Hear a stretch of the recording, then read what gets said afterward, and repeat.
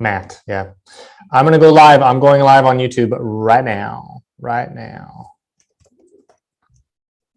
So you can watch on YouTube. You can watch here.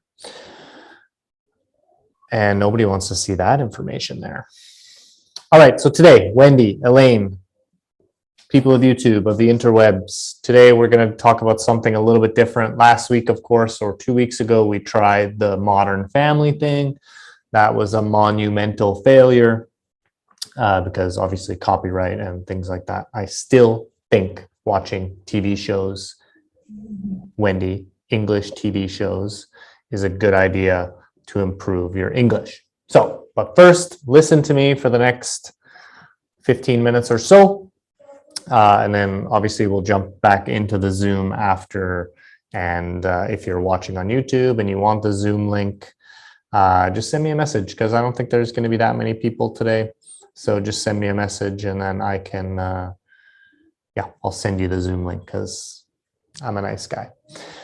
All right, so all 1080p of me is going to go through this lesson. So if you guys want to find this lesson, obviously go to teachersmarkandmatt.com. It's the top blog post for today. And this lesson is called How to Acquire English, Not Learn It. So I know Yukiko has probably seen this before. Elaine has seen this before. But I think it's important that we remind ourselves of this fact. So what is the difference between acquire and learn? That's a good question. And then how can we acquire a language? So I'm studying Chinese now, and I'm using this method. My teacher hates me because it's frustrating for her. Because basically I don't study, I don't translate, I don't write, I don't take notes, I never write anything in English. I just want 100% Chinese. So many times I will have a lesson today and I will read something, I will learn the vocabulary, then I have a lesson tomorrow and I'm like, what is that? I have no idea what you're talking about. And this is because I need to see that word many times before it sticks in my brain. So Amy, you have a kid. Obviously, you don't have to talk now because we're on YouTube, but we can talk about this later. You have children. This is how children learn. And it's really important. So this might seem like a bit of a deep dive. So we're going to go down the rabbit hole of learning English. Okay. And this is different from learning English. This is different from learning English at ULC. So it's what I intend from this video is that you can use this technique or these techniques in complement or to complement your studying at ULC if you're still studying at ULC. So here we go. It's very alternative. It's kind of different. Both Mark and I love this strategy. I think Mark, if you ever listen or talk to Mark, he learned Japanese and he learned Japanese kind of the wrong way. So he learned all about vocabulary, he learned all about grammar. And if you speak to Mark in Japanese, he can't speak, right? He struggles with his speaking in Japanese. And maybe I studied Japanese the same way. So my Japanese is not so good, but I'm changing that with Chinese. So in a year, I'm going to post a video on YouTube about how good my Chinese is, maybe. All right, so let's get into it. 2 words, comprehensible input. So what that means is comprehension just means like input. We're listening, we're reading, we're seeing information, right? You can read this if you want. This is from the British Council. But basically it's, yeah, language that can be understood by listeners, but you don't have to understand everything. You don't have to know every single word. If you read an article, if you watch a movie, it's okay if you don't understand every word. I read articles all the time and I don't understand every word.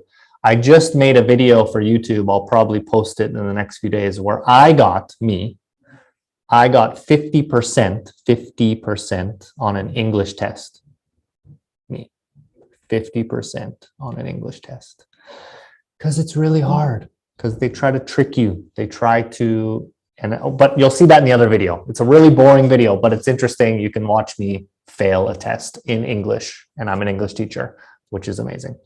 All right, so these are important. These are the input skills. Most of my students, when they come to ULC and I do the level test right there, they're like, hey, teacher, I want to improve my speaking. I want to improve my email writing. I want to improve my speaking, conversation, speaking. I want to talk to my kid's teacher, blah, blah, blah, right? Everybody says that. Nobody says, I want to improve my reading.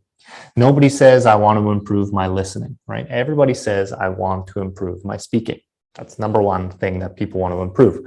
But the problem is people forget about the input skills. So today, this is kind of what we're talking about.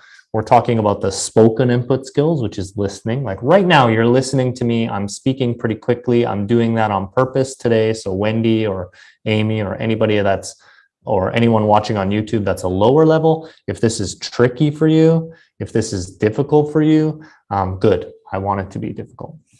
Yes. All right. So because I want you to just understand. And if you don't understand what I'm saying, you know what? Watch this video again because it'll help you. And it's on YouTube, so it's easy. All right.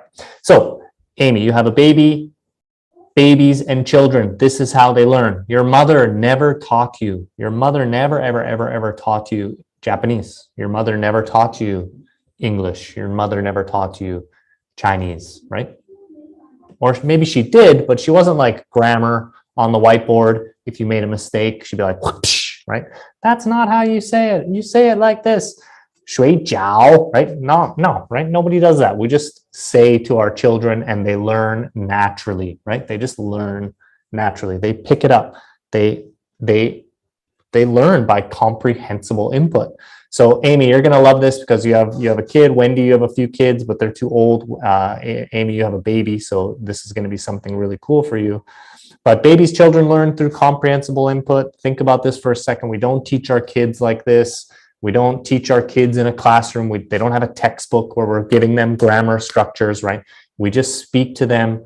We read to them, hopefully, right? Please, please, please, if you have a young child, read to your children. Super, super important. There's books, there's toys, there's those like mini computers. All of these things are designed for comprehensible input. So kids are learning, they're using these things, and they're getting this on a regular basis. That's how we acquire our mother tongue, right? From our parents, from our mothers, right? Because it's called a mother tongue. So that's exactly how we do it. And adults can do it too. It's true. We can. I'm doing it right now. In 8 weeks, I can read like pretty complicated Chinese sentences. I don't know if that's good or bad, but Wendy, you can test my Chinese after this. All right, so babies do it. If you want to watch a really, really cool video, I love this video. It's called The Linguistic Genius of Babies. It's a TED Talk. Super, super important, especially if you have a young baby, because babies start learning language immediately. Like right now, you're talking to them and they're like, blah, blah, blah. They can't even move. They're all weird. Like they try to talk, but they can't. Right? That's them trying to communicate. This video goes into Japanese and why Japanese students can't understand the difference between L and R, right? Red and lead, right? Very difficult to understand for my Japanese students because when babies are little, they start to take statistics. My mother never says L and R, so why should I understand L and R? There's no point because my mother never does that. So kids are amazing. They're super cool. It's a 10-minute TED Talk. Watch it. TED Talks are a really, really great way for comprehensible input anyway. And maybe at the end or after I go to the Zoom class or a Zoom lesson, we'll talk about that, or I'll show you how to use TED for this because TED is just a phenomenal way to learn English because of their interactive transcript. Highly recommend. All right, so here are 8 tips on how to use comprehensible input. I know I'm super excited about this. I can tell, like I'm more excited than I usually am during my lessons because I just think this is so important.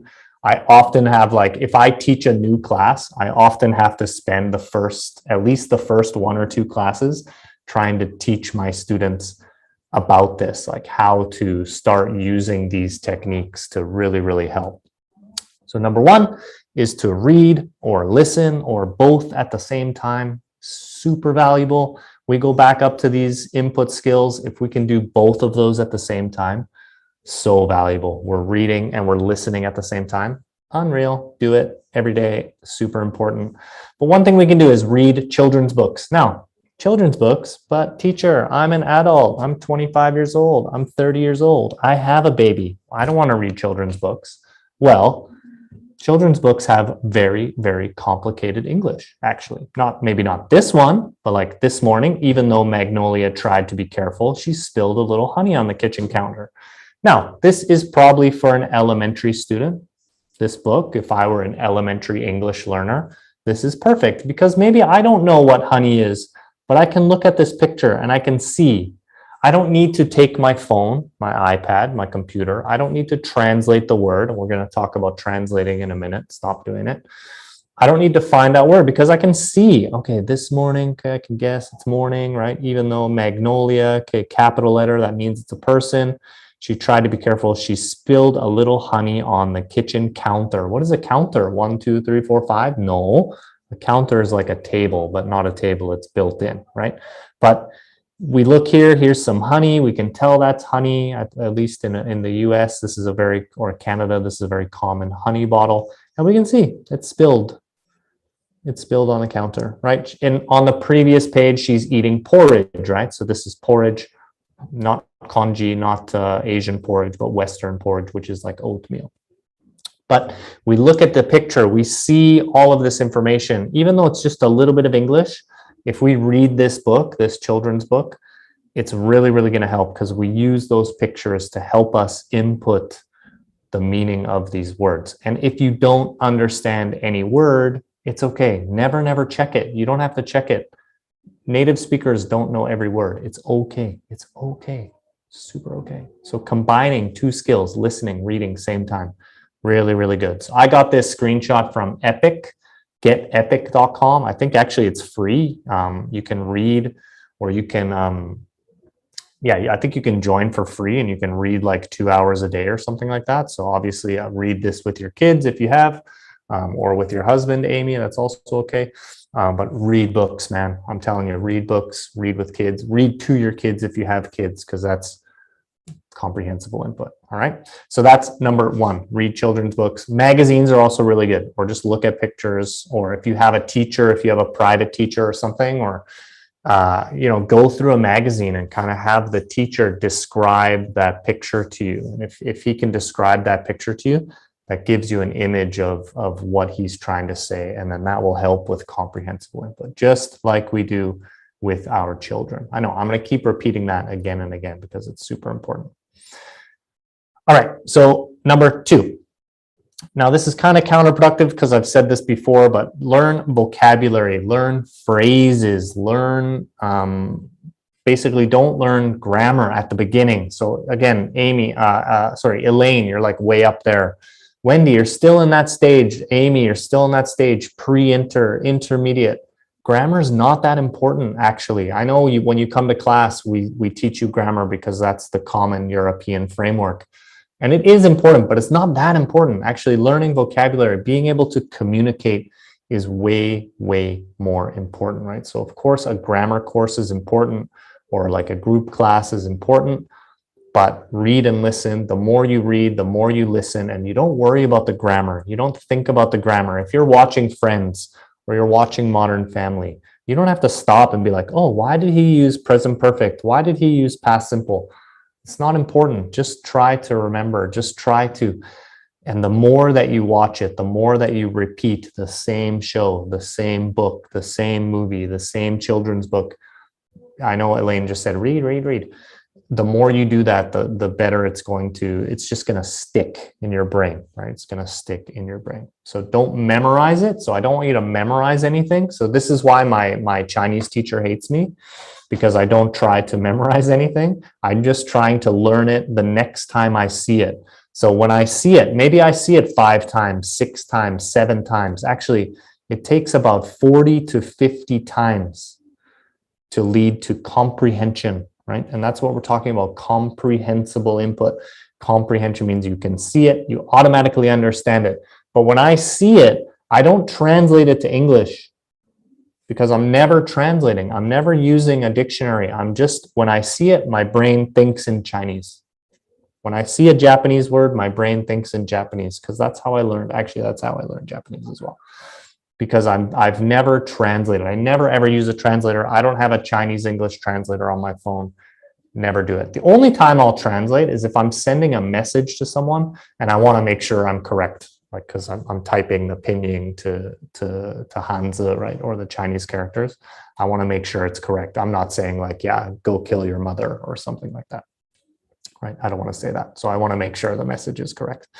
So unless you're studying for a test, don't memorize, because you guys have all had English tests in Japan, Korea, China, Malaysia, wherever you're from, Turkey, Germany. You do the English test, you study, and then you do the test, and then, right, it's gone, right? Everybody knows that. You've all been through it. That's why you're going to English class, because we're all there. So you have to just see the same word again and again and again. And that's going to help you understand. Just see the same word again and again and again, because that's going to, yeah, that's it. So ignore correction. Don't try to be perfect. So also really, really important. I love mistakes. Like, you know, I have 3 rules in my class, and, you know, the first one is make mistakes. Like, I want you to be wrong. I want you to just bleh, like just vomit English at me. Just do it. Because I don't want you to be like, okay, so subject, okay, man, okay, okay, and it was yesterday, so I have to use past simple, but I'm connecting yesterday to today, so it should be like present perfect. Okay, so I want to kill myself. Don't do that. Just speak. Just try. If you go, I eat breakfast yesterday, it's okay.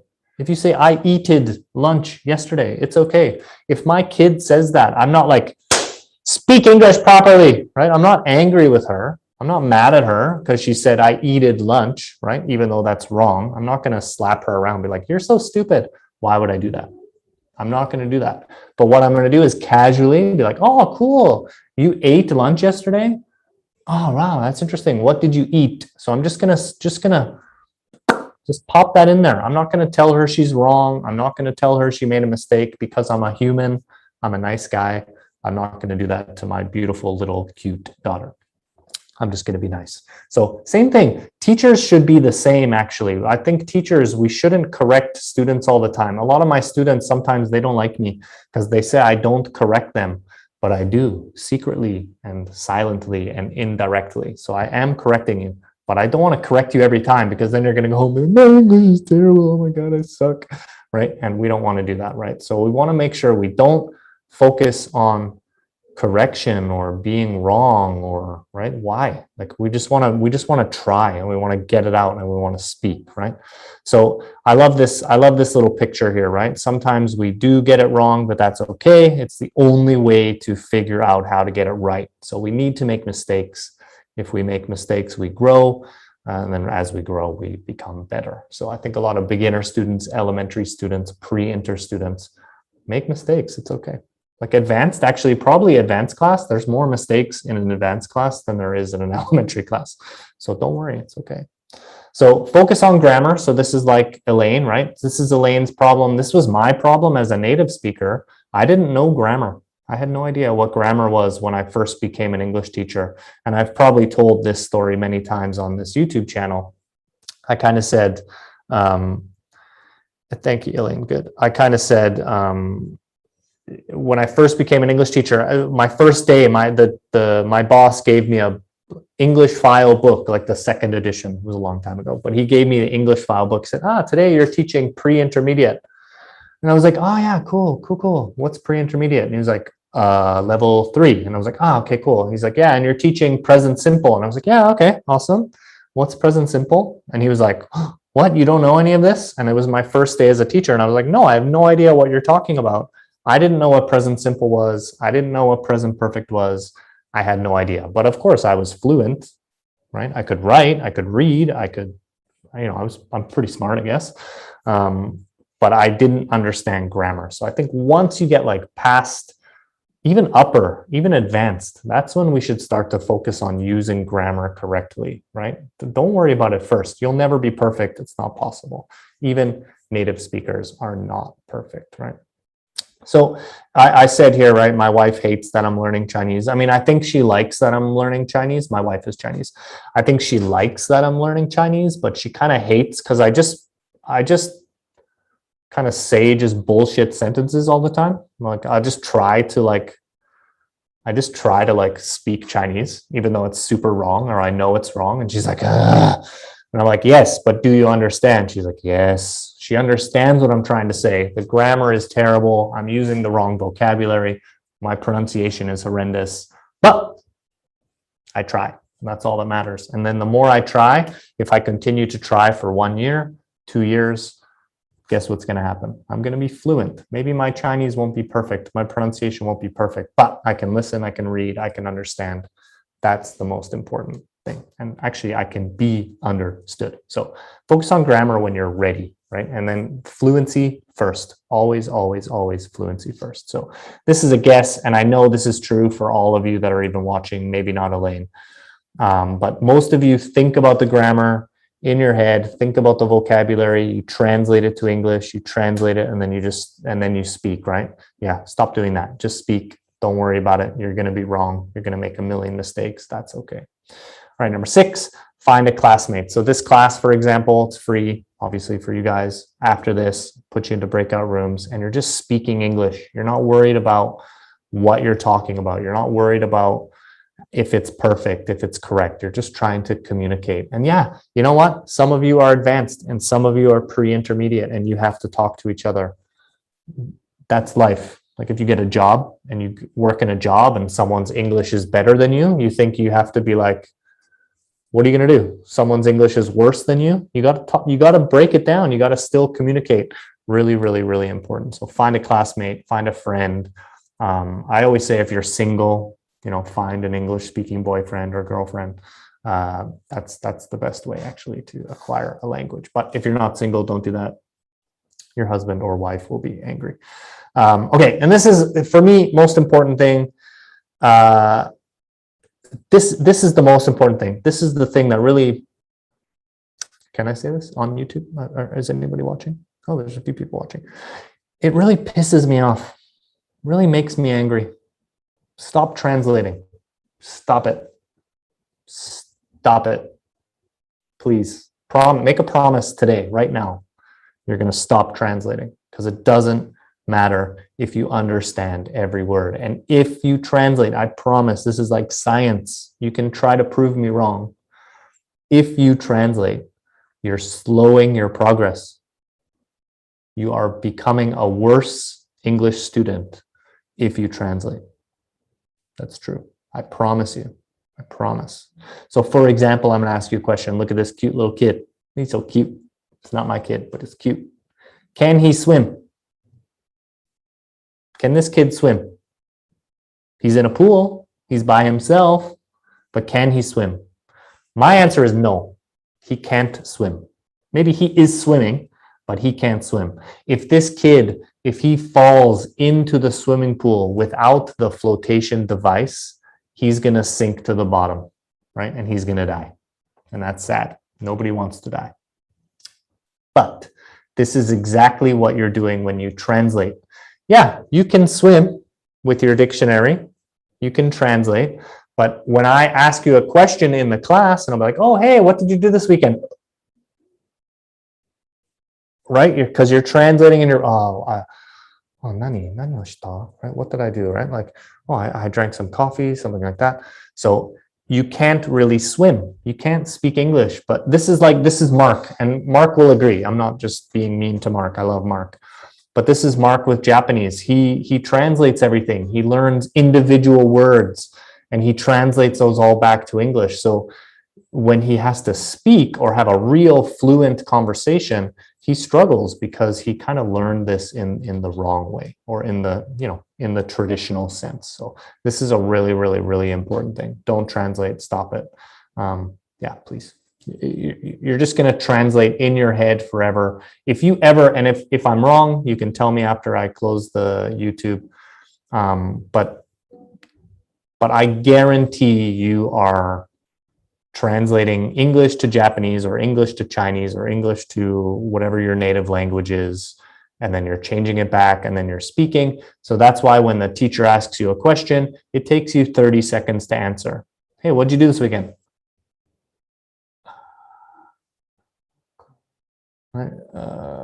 Right, you're translating, and then, right, if you're having a real world conversation in class, super safe space, no problem. If you're at work, if you're at meeting your child's teacher, right, you can't do this. You have to be able to be fast. English, English, super important. Stop translating. And then last one is read. Read as much as possible. This is for native speakers, non-native speakers. Read as much as possible, please, like every day. Like you should read a book every day. I think something like, and I heard this once and it's probably not true, but something like 10% of people will read a book after high school. 10% of people will read a book after high school or after university. 10%. Please read. Super important, even if you're a native speaker, because it helps you learn and helps you be cool. And like if someone talks about something, you can be like, yeah, I read about that yesterday. So read. Okay, so those are 8 ways to improve your English or any language through comprehensible input. Try it, learn it. And if you think that you've hit a plateau, okay, a plateau is like a flat, like your English is going up, yeah, and then it starts to flatten out. It's called a plateau. Read this quote. I don't know if Albert Einstein actually said this, but it's always attributed to him. He said, the definition of insanity, zoom in, the definition of insanity is doing the same thing over and over again, but you expect a different result. So my challenge for you today, if you're watching this on YouTube, or for the 4 students, 5 students we have here on Zoom, change the way that you approach learning the language. If you've hit a plateau, if you're climbing up and up and up and you're doing really well, great, keep going. It's obviously working. But if you feel like there's something, you're like, you're kind of like a piece of grass trying to grow, and you're just like hitting the soil. You can't break through. Watch this video again. Choose 1 or 2 or 3 or 4 or 8 of these tips and just incorporate that into your life every day. Super important. I promise your English will improve dramatically. So that's it for the YouTube portion. So thank you guys for watching. Awesome possum. And I'm going to end that stream now.